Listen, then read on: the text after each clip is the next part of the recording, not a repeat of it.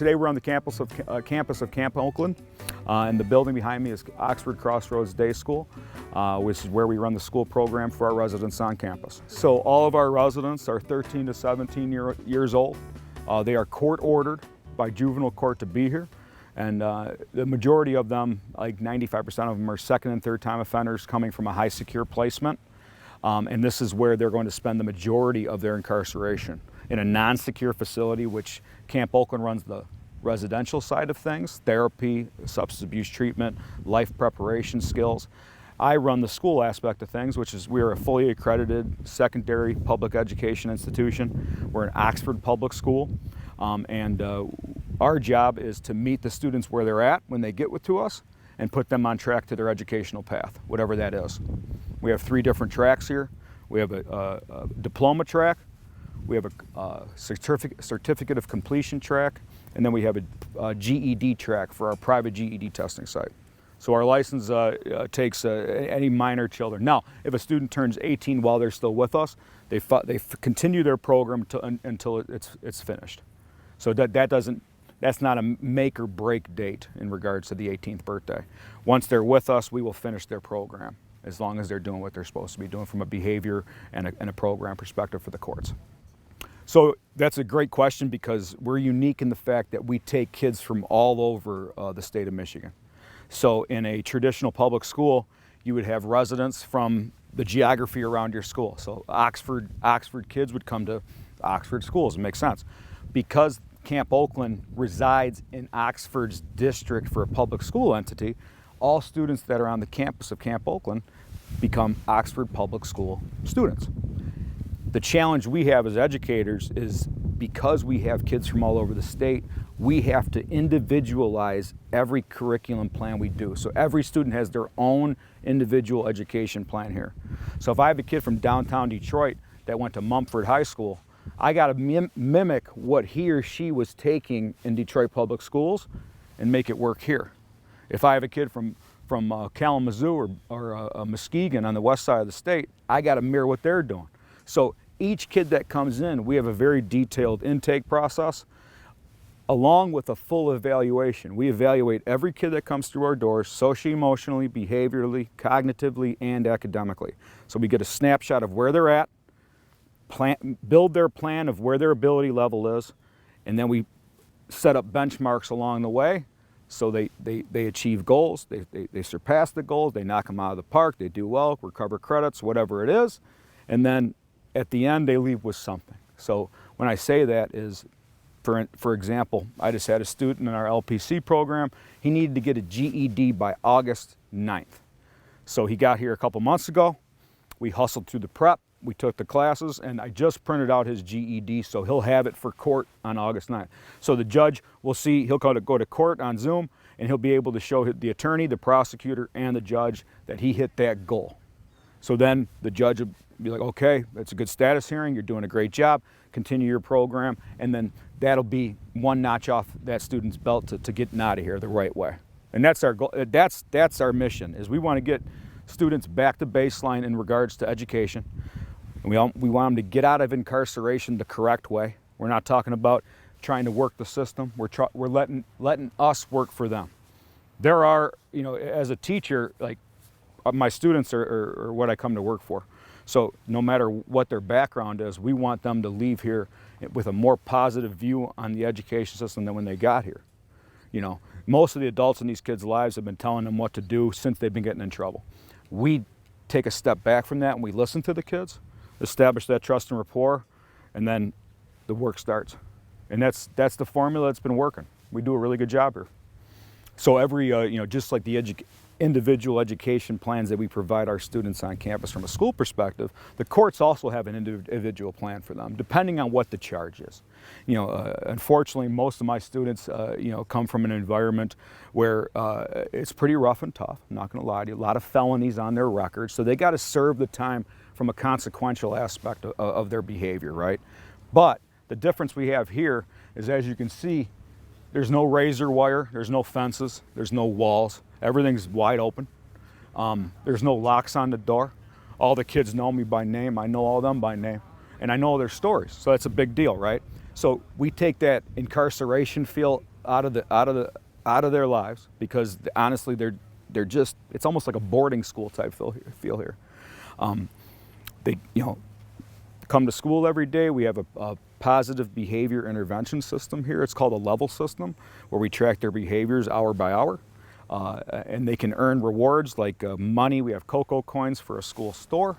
They can also earn different privileges, just a token economy to reward good behavior. I always want to celebrate success here. I never want to dwell on negative, because they're already in trouble. Like, I ain't suspending kids out here. That's not what I do. Like, I haven't suspended a kid in years. The only time kids get suspended, they get in a fight. And then we have to mediate it and bring them back the next day. So it's not even like a big deal when a kid's removed from school, because we never do it. Because why would I remove a kid that's already removed from society? It don't make sense, right? So like that whole restorative practice field, restorative justice, we do that to a T. We have the adults on my team that their hearts and minds are in the right place, where we can establish trust and rapport and really get to the root of why these behaviors are happening, and that's the key. Like, hey, if you're gonna cuss me out this morning, what's really going on? And we take that time to really ask that question to these kids, and you'll be surprised in their answers, because it's usually not anything that's happening here.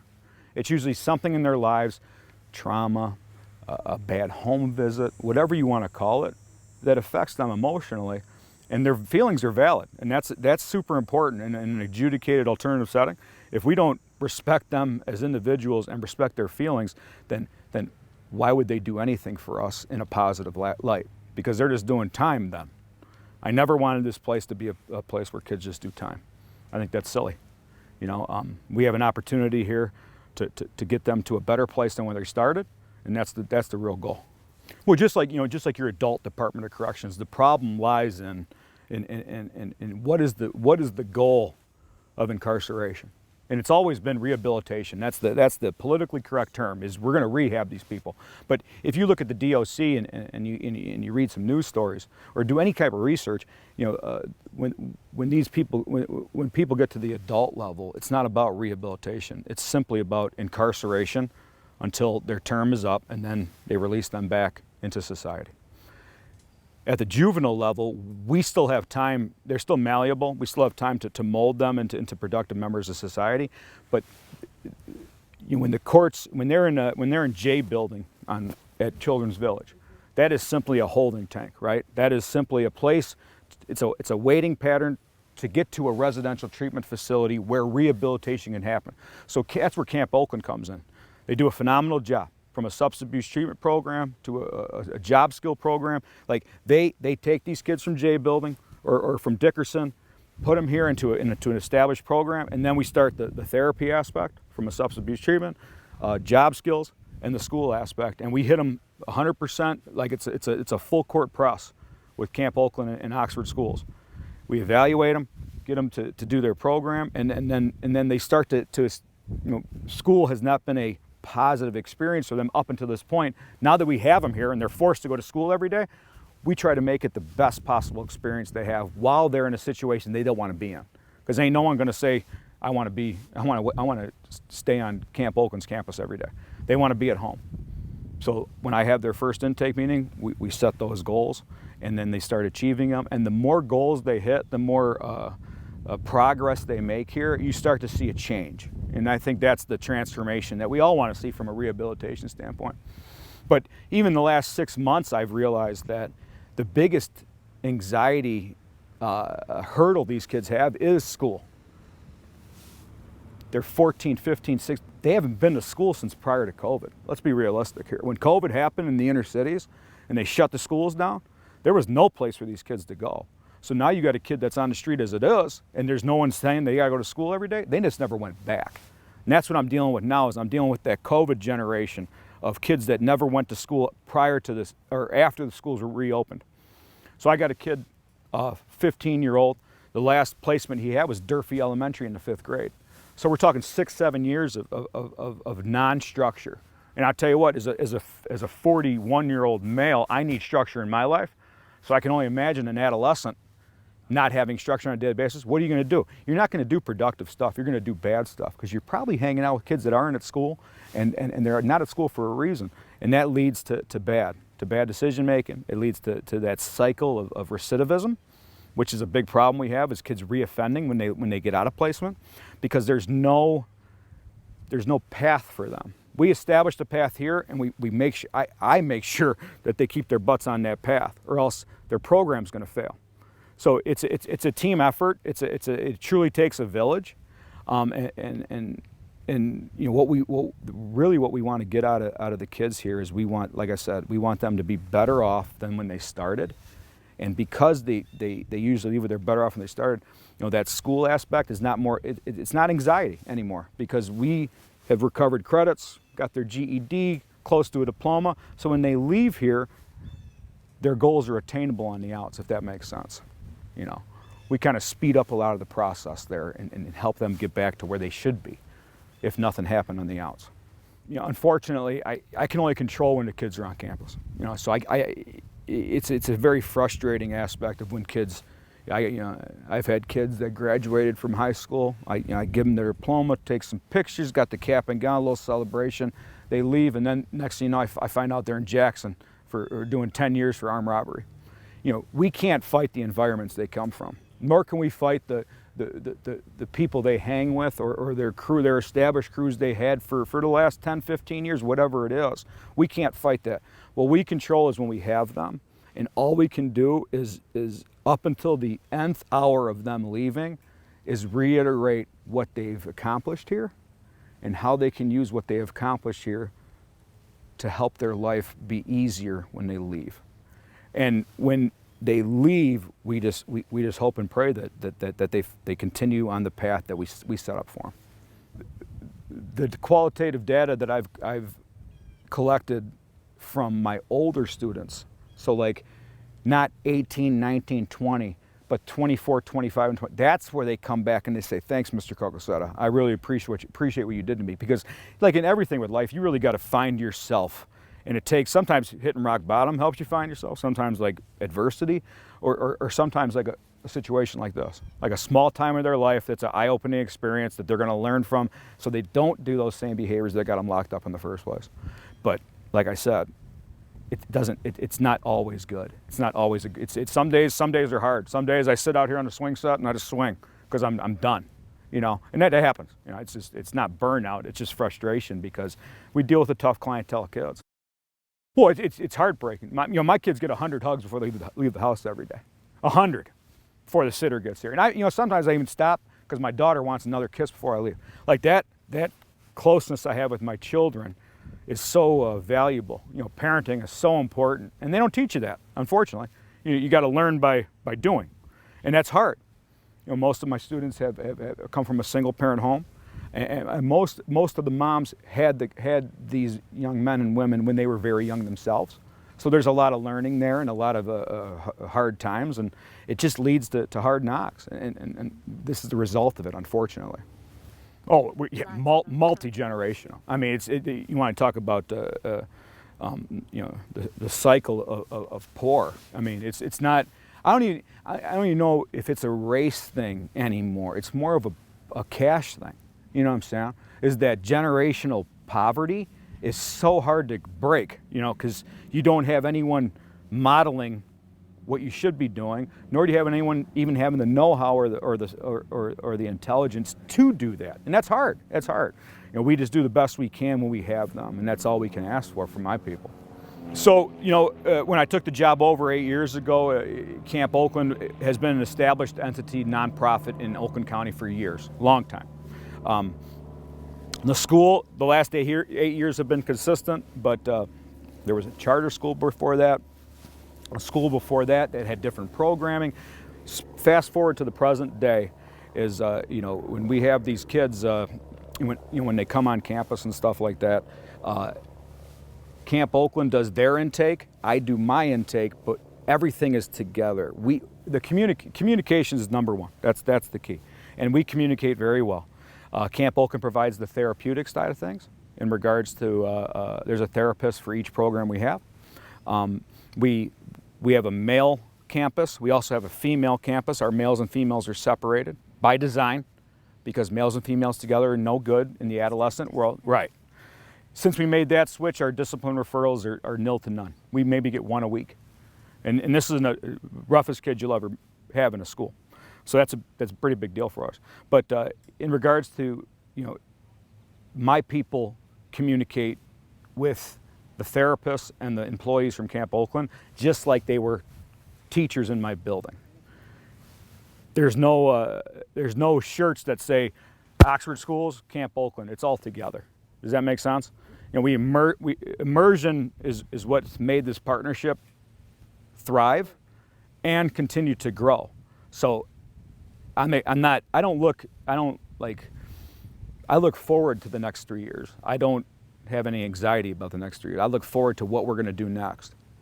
I mean, I just, her and I just met, and like the collaboration we've had in the month we've known each other has been leaps and bounds. It's been great. So I think communication is the number one thing with everything. Students, the partnership with Camp Oakland, the community, as long as we're communicating the things that we do out here, everybody's happy, including the juvenile courts.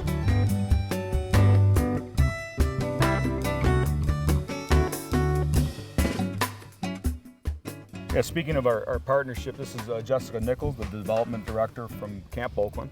And Jessica and I just met a month ago because it's a new position they hired in on. And in that month, we've worked very collaboratively on different ventures that we want to do from a programming stance, not only from the school, but from Camp Oakland's perspective as well.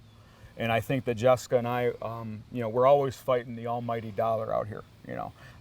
Nonprofits, every nonprofit has a story of why they're there, but the bread and butter of nonprofits is that fundraising aspect and getting the right revenue streams to make sure our programs not only continue, but they get better and better as the years go out. And Jessica and I are going to work very closely together to secure some funding streams and to look for other funding streams within the community of Oxford itself. And that's what I've really tried through our school board to do the last 5-6 years is not only get our community aware of the work we do out here, but have the community take a more aggressively active approach to the work we do with these critically at-risk students. So I'll shut up now, and this is Jessica. Hi, I'm Jessica. I'm the development director here at Camp Oakland. For those of you who may be unfamiliar with Camp Oakland, we've been around since 1951. Here located in Oxford since then. We're right off of Drainer Road. We're a little bit remote, so that's part of my job too, is getting visibility for Camp Oakland, making the community aware. Like I said, trying to get fundraising, trying to grow our nonprofit. We're very successful on the inside. The operations, the programs are just awesome, but getting the visibility out there, letting the community know what we do, how we're helping these youth is super important. Guy and I have worked on a couple projects, ideas going forward, working on some grant funding. Super huge. We do a lot of the therapies here. We have substance abuse, we have the educational part of it. It's an all-encompassing residential program. 6 to 9 months the youth are here. They come to us from all over Michigan. The important thing is to get them all on the right track, to do better, to be the best versions of themselves. And I think we do a really good job here of molding these youth into becoming better, so once they leave here, they can go out into the world with the tools and resources to be successful. So all of the adjudicated youth come to us from various court systems, Macomb, Oakland, Wayne. So we get per diem per day for each of the kids to come here to live on campus. As far as any extras, any programming and stuff like that, we really rely heavily on donations and fundraising. So that's a big part of my position too. Someone hasn't been in this position since 2016. So it's super, super important for me to try and hit the ground running, try to find creative ways to think outside the box, try and get funding to help these kids. And funding from a school perspective is the traditional public school funding model does not apply here because of the partnership with the nonprofit. Mm-hmm. So because we are on the campus of Camp Oakland owns all this beautiful property and all the buildings on it. Oxford Schools runs the public school entity on Camp Oakland's campus. So from a per pupil allowance perspective, we still count all of our students for our count. But from a funding perspective, we rely heavily on grant funding. So mm-hmm. Title I, neglected and delinquent, gives us a large pool of money every year that I have to apply for and write a grant for. And that money is used for programming. And Section 24 is through the Department of Special Education at MDE, which is the Michigan Department of Ed in Lansing. And Section 24, I fill out a grant form talking about the count licensing with the nonprofit, and then we get a pool of money to run our facility, which handles my salaries, benefits for my staff, my secretary, myself. Without those funding streams, the cost would rely heavily on the general fund from Oxford schools, which is it's very hard for any public school entity to continue an alternative education program within a district because the numbers don't justify the costs. And that's why most school districts in Michigan, they go to a more fully online virtual night school type setting. Or credit recovery type track, because online is significantly cheaper because you're not running into the highly qualified teacher aspect of the seated classroom.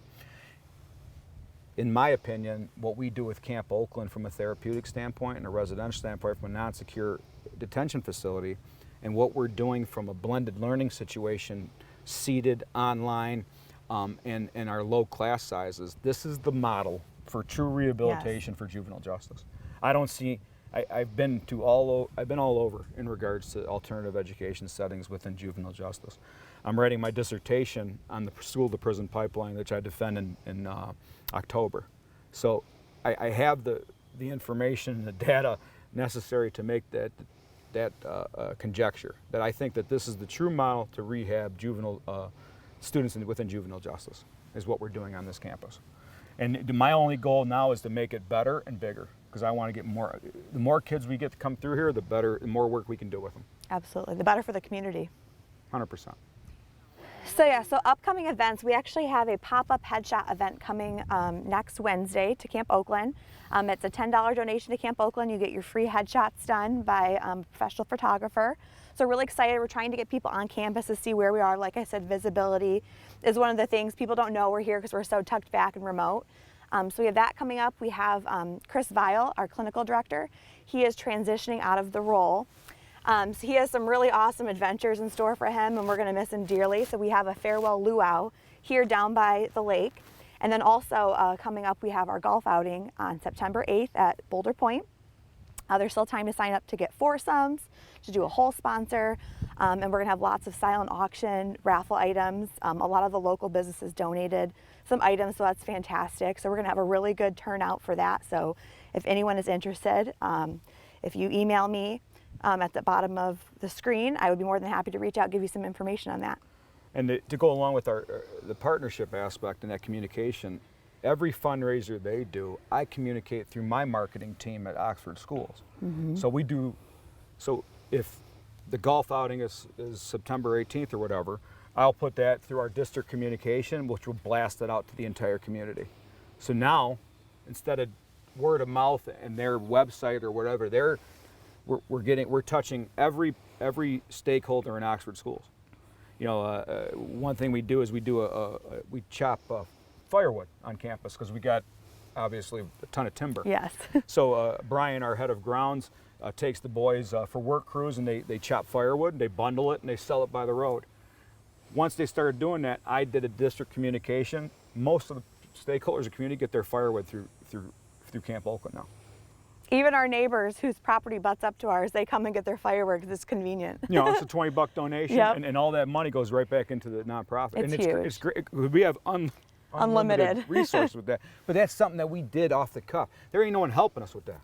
That's something that I talked to Brian, the grounds guy. We talk off the cuff on a Tuesday afternoon. Next thing you know, we're selling firewood on the street. That's a collaboration. Yeah, that's what we have to do to not survive, but to thrive out here. And that's super important. I'm getting my headshot done next Wednesday, you know, and I'll communicate that to all the other administrators. You want your headshot done for cheap? Come on out. And they'll come, no problem, because of the relationships we have with each other. It's just good. It's really good. You can give me a call. My phone number is 248-613-1760. That's my personal cell phone, so you can reach me anytime. If you have any inquiries at the school, my office line is 248-969-1838. Just give me a call, and I'll call you back within 24 hours.